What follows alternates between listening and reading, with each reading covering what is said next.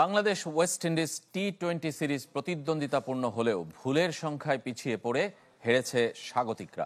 সাকিবের মতো বিশ্বমানের অলরাউন্ডারের অভাব বড় হয়ে ধরা দিয়েছে রভম্যান পাওয়েলের চোখে। তারপরও বিশ্বকাপে বাংলাদেশের ভালো করার সম্ভাবনা দেখছেন তারুণ্যের শক্তি এবং উপমহাদেশের কন্ডিশন বিবেচনায়। চট্টগ্রাম থেকে আরিফুল ইসলামের report.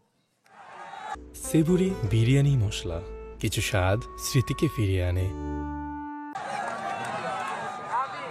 Rovman Powell West Indies দলে 9 বছরের পথ চলা। মেরুন জার্সিতে খেলেছেন 150-র বেশি আন্তর্জাতিক ম্যাচ। তবে ফ্র্যাঞ্চাইজি ক্রিকেট ফেরিওয়ালা 300-র বেশি টি-20 ম্যাচের সাক্ষী। সবশেষ আইপিএলে ছিলেন কলকাতা নাইট রাইডার্সে। পিএসএল, আইএল, টি-20, বিপিএল দুনিয়া জুড়ে ফ্র্যাঞ্চাইজি ক্রিকেট মাতানো পাওয়েলের কাছে পরিচিত বাংলাদেশের উইকেট কন্ডিশন। চট্টগ্রামে সিরিজ জয়ে তৃপ্ত এক ক্যারিবিয়ান উইন্ডিজ ব্যাটারের মতে বিশ্বকাপের আগে সাগরিকার 22 গজে খেলায় উপকৃত হয়েছে দুদল। স্পোর্টিং উইকেট, একতরফা ম্যাচ হয়নি।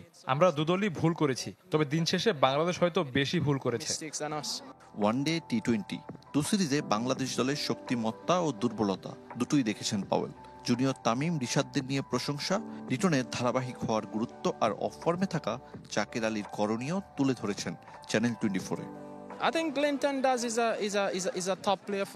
লিটন দাস অনেক ভালো, তার ফর্মে ফেরা জরুরি। তানজিদ তামিম বেশ শান্ত, অসাধারণ ক্রিকেট খেলছেন। রিশাদের লেগ স্পিন চমৎকার, আত্মবিশ্বাস ফিরে পেলে জাকের ভালো করবে। অভিজ্ঞ পাওয়েলের দৃষ্টিতে টিম বাংলাদেশের শূন্যতা বিশ্বমানের অলরাউন্ডার। সরাসরি মন্তব্য করেছেন, দেশের হয়ে সাকিবের খেলতে না পারা দুর্ভাগ্য।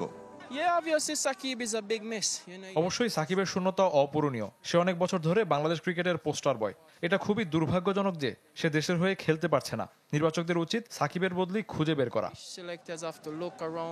বাংলাদেশ সিরিজ হারলেও টি-20 বিশ্বকাপে লিটন, মুস্তাফিজদের ভালো করার সুযোগ দেখছেন এই ক্যারিবিয়ান। উপমহাদেশের টুর্নামেন্ট আর তারুণ্যের নির্ভরতায়। আরিফুল ইসলাম, চ্যানেল 24, চট্টগ্রাম।